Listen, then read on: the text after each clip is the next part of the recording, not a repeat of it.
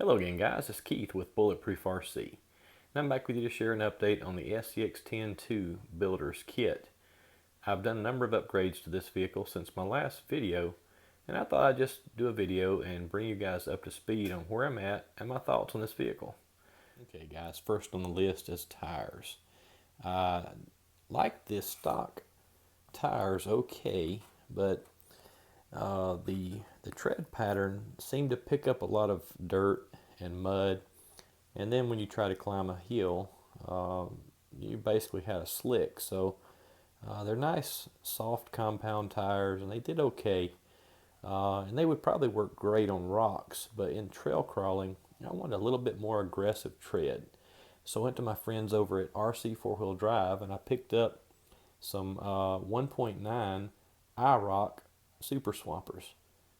They're very similar in diameter and width to the stock tires, and they are actually a little bit softer in compound. So I have yet to try these out, but I'm excited to try them out. Should be going out to the trails tomorrow. Here's your part number if you're interested in these tires. Sorry about the camera work there, guys. And I guess you're probably also noticing that I've got another set of those SSD wheels. Those are stamped steel wheels. Looking for there's your part number on those.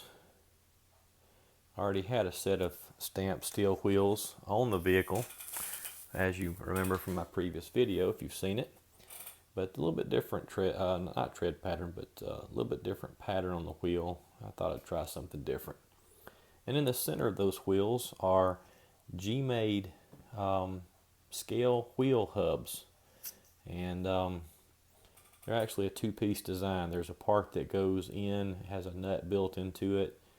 You affix it with a hex wrench, and then you can twist on the outer cap. Once you're done, it has a real rubber grommet in there to keep it intact. So again, I'll put it to the test. We'll see how it holds up. It looks good. In the center, you'll see that that little black dot that's on there.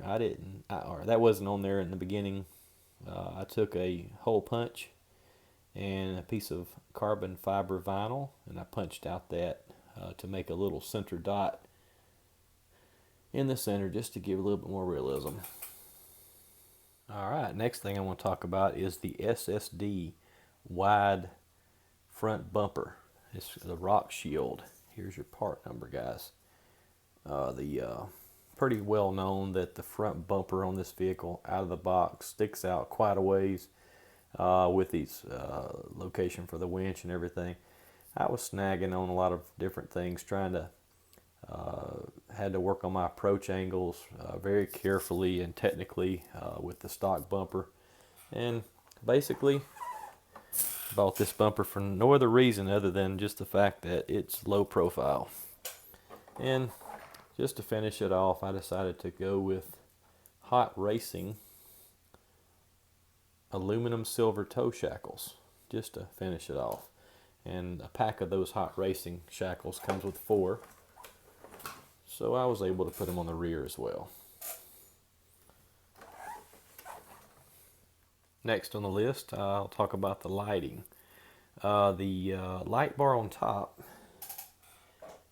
I don't even know the name of the company that makes it. It came from, I think, Germany. It's not a expensive light bar. I think it was $15, but it's 11.1 volts, and I've got it wired in to the Dean's connector to plug right into a battery, so it's powered up that way.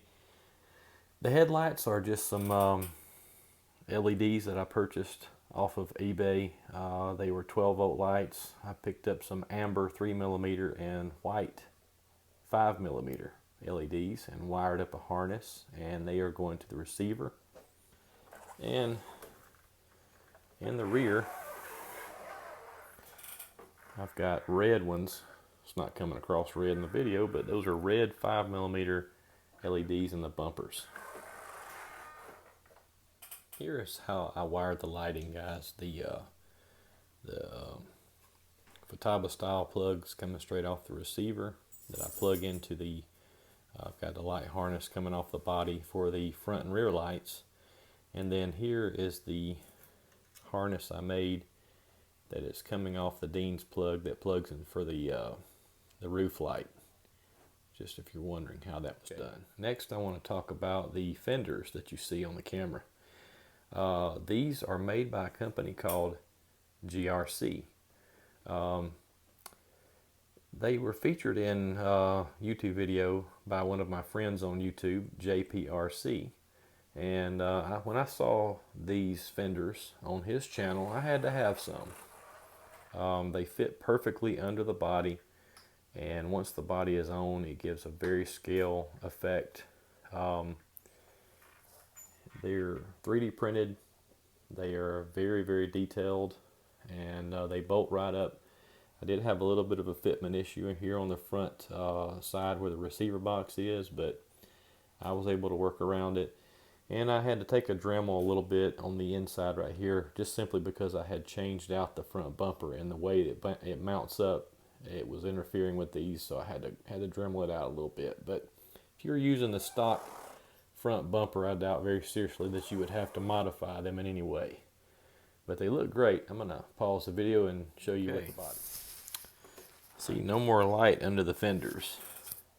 Looks very scale and very realistic, and even seeing through the transparency of the windows, no more light coming in from the bottom, and it really looks good from the bottom. So get this thing flipped over. Looks like a proper scale rig now, and you don't look up into the Lexan body anymore. It just looks like the bottom of a truck. So I'm real happy about those. Let me grab the part number for you. That's your part number. And I found these on eBay, guys. They come from China, and they took a long time to come, about 5 weeks, but they were worth the wait. Okay, that's an STRC motor mount that I installed, and a hot racing spur cover.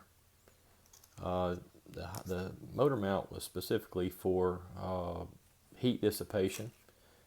Sometimes brushed motors can build up quite a bit of heat, especially when I'm running 3S like I am on this vehicle. So I had read on SDRC's website that this motor mount takes a lot of heat away from that motor, so it was a no-brainer. And here's your part number, guys, if you're interested. And then here's the hot racing spur cover. And in the back here, I did go with a hot racing, it's hard to see, hot racing rear bumper mount. There's your part number on that. And you're probably wondering, what the heck is this? It's just a battery plate that I found on eBay. I believe it came from China as well, but I wanted something to fill in that gap, and I thought it might come in handy later on if I do add a second battery for a winch or extra lighting or something like that. So anyway, that's what that is. Alright, next on the list is GPM, servo, and battery mounts. The battery mount comes with 3 pieces. This bracket, the one right here, and I think there's one you can only see from the top. But from the top, the fenders kind of block the view, so I flipped it over. The servo mounts right here, and I guess all of this serves only one purpose, and that's just to kind of firm up the chassis, the ladder frame chassis all the way down with the SSD front bumper, and these metal pieces here, and with the battery brace right here in the rear. It just makes that whole ladder frame more sturdy and less flexy. I know that I have read and heard that the flex in the chassis is actually not a bad thing for trail crawling, but I just didn't like my chassis twisting, so thought I'd firm that up, and I wanted to keep all the flexing in the suspension. Here's your part numbers if you're interested, guys.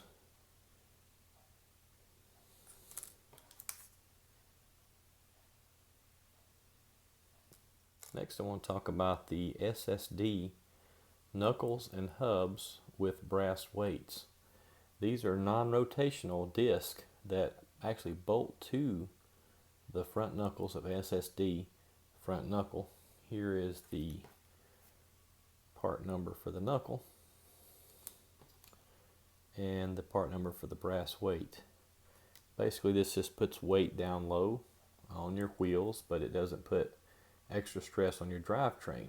A lot of the wheel weights that are out there go in the wheels and they spin, and that puts strain on your drivetrain. So this actually alleviates that and puts the weight down low where you need it, and also did it for the rear just to keep weight down low. I know it's more important to have weight up front when you're climbing, but with the battery up front on the SCX10 too, I just like the idea of having weight on all four corners, just because if you're on a hill sideways, it just keeps the vehicle from rolling.